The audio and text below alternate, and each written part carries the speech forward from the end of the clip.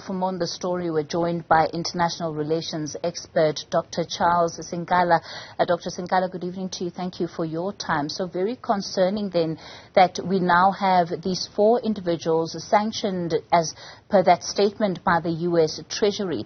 It follows, of course, what took place in March, where we had the sanctioning of 4 other individuals, but all of them seem to be very connected, at least in as far as they links to ISIS is concerned.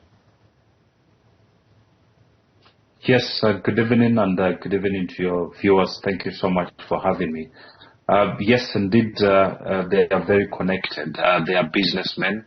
I'm not aware of what kind of business which they conduct within the South African boundary, but I believe they've got legitimate companies that have registered to conduct business.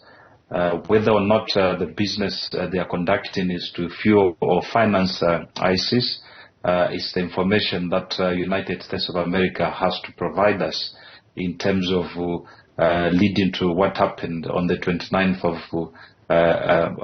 October, when they announced the threat that there is an imminent threat to set off some either bombs or whatever other terrorist activities in Sandton.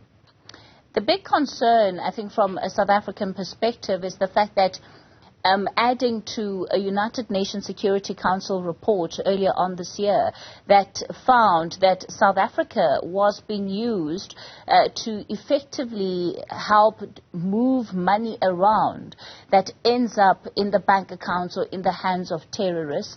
And that, of course, has been, again, re-endorsed by the Financial Intelligence Center that has also found that our foreign control measures are simply not adequate. Do you get the sense that there is enough of an acknowledgement from the South African government about, number one, the existence of terrorist cells being operational within the country and the role that this plays in the broader conversation to the financing of these operations on the continent and elsewhere? Well, it is very vague that, us who are listening from these issues through the media or other state government officials who are pronouncing these pronouncements either through their Twitter accounts or website, they leave us with the little information that we can base the conclusion of what has been happening.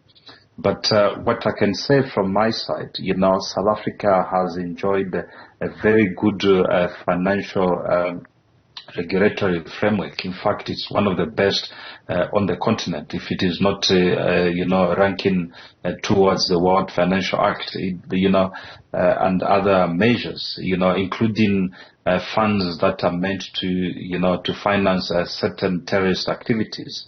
We can see also that South Africa, for the past 30 years, we have enjoyed peace and security. That peace and security, other nations such as Ethiopia, Niger, Cameroon, and those West African countries, they are not enjoying, including Mozambique. The terrorists, yes, it's a threat, whether imminent or not imminent within the South African borders. But United States of America, should have been more concerned on the diplomatic protocol in terms of pronouncing the issue, in terms of the pronouncement that they did. We can also see a disconnect from the South African government, including from the presidency, that threat had no basis, and up until now, no arrest has been made. Yes, there is some reports that has flagged South African financial money laundering activities. We can see how our very own Gupta family, who has been dominating over the media for the past 5 years, they lured the money out of the country. But all in all, we can say that, the the institutions in terms of the Financial Act, it's not porous like the way they can identify it, that it has been used by terrorist activities to fund terrorist activities in other parts of the world, including the United States of America. I'm aware of companies which are within South Africa and outside South Africa that provide motor vehicles to terrorists. You can see also on social media or even on televisions in war-torn countries such as Ukraine and as well as Ethiopia and as well as Mozambique and many others, including West Africa, where the brand of Toyota vehicles are being used. That seriously shows the support for these terrorist activities. And talking about the ISIS that they have mentioned, that is funds some of these activities within South Africa.